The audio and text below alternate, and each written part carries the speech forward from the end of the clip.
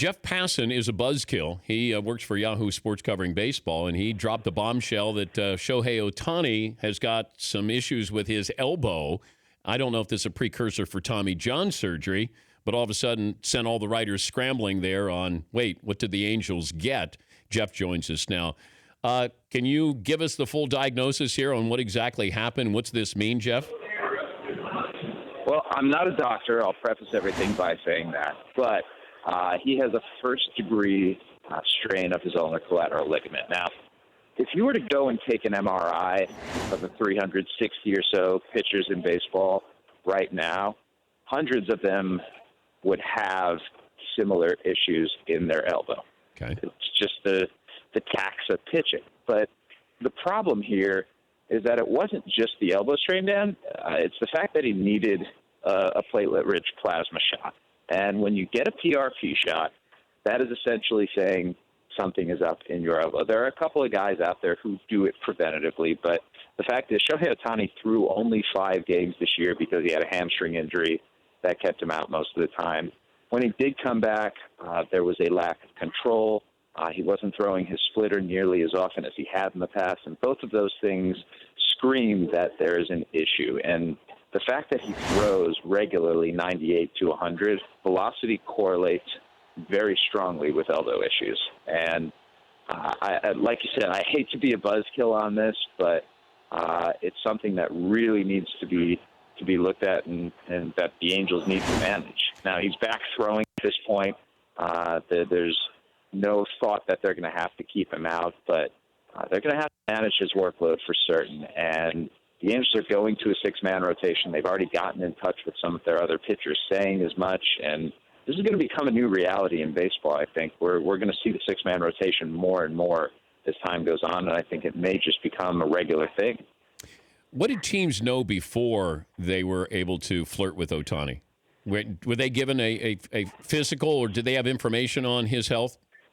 Yeah, there was a physical done November 28th, and that physical was done in Japan by the Hokkaido Nippon Ham Fighters doctor. And it showed that there was what they said was tone in the UCL, which is that it was slightly stretched out. Now, that's not a huge problem in and of itself, but the fact that there's as much marginal value with this guy as anybody I have ever seen on the free agent market. I mean, he signed with the Angels for $2.3 million plus a $20 million posting fee. And if you can get somebody under 6 years of control, $23 million, who potentially could be a number one starter and whom they believe is going to be a number one starter, even if he does have elbow issues, that's still a deal you're going to make 110 times out of 100. And I don't think this scared teams off by any means, but it's definitely something that they were talking about. And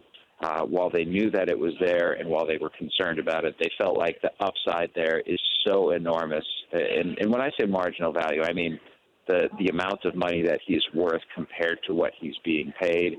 It's potentially hundreds of millions of dollars. And they said, you know what, even if he needs Tommy John surgery, he'll miss a season and he'll come back and he'll still be worth a whole lot more than the other options out there. But I didn't understand this, Jeff, that he comes over 2 years prior to where he could have made a couple of $100 million, I'm going to guess, on the open market. Now, correct me if I'm wrong, but at age 25, he comes over and then he's free to negotiate and get a salary of whatever he wants, which the open market is going to bring him a couple of $100 million, I'm going to guess. Is that correct? And why would you come over now instead of wait 2 years? We still don't know the answer to that question. And the best guess from people who have gotten to know him is that he just really wants a challenge of playing in Major League Baseball, and that money is not the thing that drives him. And I know that's a weird thing to think of because we're so steeped in this sporting culture where guys are squeezing every last penny that they can out of teams. That we've become used to it. And the notion of somebody playing for the challenge and the competition and the love of the game and the desire to be at the highest level, it just doesn't resonate. It seems odd. But that, I think, was the motivation and calculation for Ohtani. And he put his lack of money, so to speak, where his mouth is by going ahead and doing it. I do wonder, though, with this diagnosis that he's had, with the elbow pain that he had, whether he made a calculation that going over to a major league training staff, to a place that is better equipped to deal with arm issues, was part of the calculation. How much blame does Derek Jeter deserve with what's gone on with Stanton?